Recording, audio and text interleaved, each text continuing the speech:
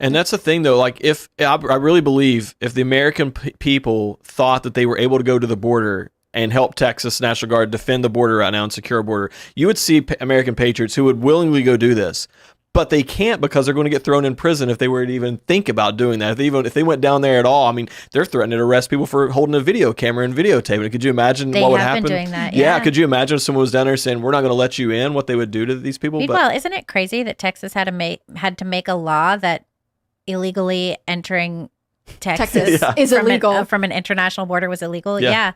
That's just insane. They started arresting people the other day. The federal government tried stopping them. Yes. Yeah. Well, and there's really, technically, when you get into the roles of the federal government, they're really limited on what they're supposed to do. They've gotten way too big for their britches and everything. But look at one all of the these few federal things agencies. but one of the things they're supposed to do is actually secure the border. You have so many few true jobs, and you won't do it. Exactly. And they're supposed to protect states from invasion. What is it like? Yes. Yeah, they're supposed to definitely do that. It's interesting looking at the Supreme Court and giving them the benefit of the doubt, right? Yeah. Like, let's say we could give them the benefit of the doubt. If you look at some of their other cases recently, or if you look at the oral arguments in Chevron the other day, the EPA versus West Virginia, even Dobbs, if you look at these things, what they're doing is they are handing power back to the legislators. Yep. They're taking it away from the courts. They're saying, and if you look at this situation, they're saying this lower court does not have the right to decide what the federal government can do in this border situation.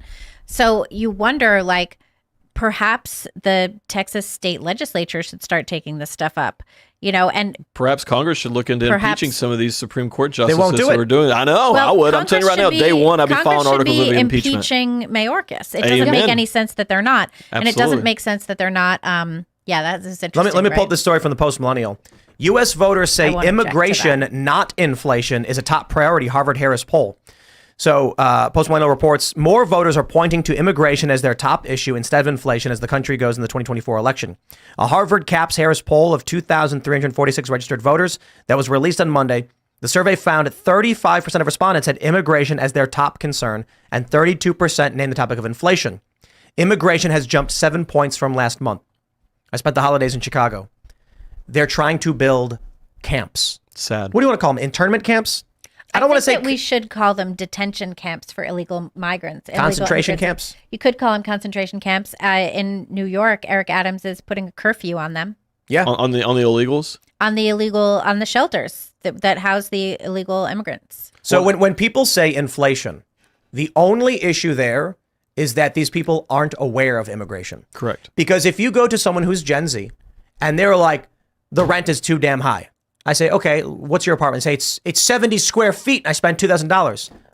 I respond, did you know that New York is taking illegal immigrants and giving them hotel rooms with full bathrooms, kitchenettes, and a bed? The entire Roosevelt Hotel. Utilities, everything's taken care of. While you struggle to pay your bills. Yep. Immigration is an inflationary issue. Absolutely. 100%. And we should impeach Mayorkas. It's absolutely mind blowing that we don't. Our Congress, who's controlled by the House or the Republicans control the House, and they don't even have enough backbone to impeach Mayorkas right now. This is mind blowing. They should all be primary. We should be impeaching Joe Biden. Absolutely. 100%. You know what the name of the game is? You know why like a state like West Virginia would not try to investigate CBP?